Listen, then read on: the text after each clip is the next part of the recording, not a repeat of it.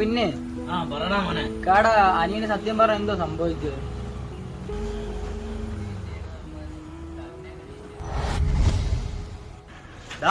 സിൽവറേ,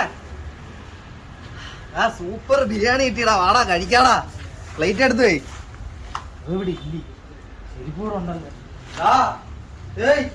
വാടാ ബിരിയാണി കഴിക്കാടാ. എന്താ കേക്കാത്ത? നിന്നെയല്ലേ വിളിക്കുന്ന? റൂം കൂട്ടിയിരിക്കുന്നു. എന്ത് വാടാ സിൽവറേ?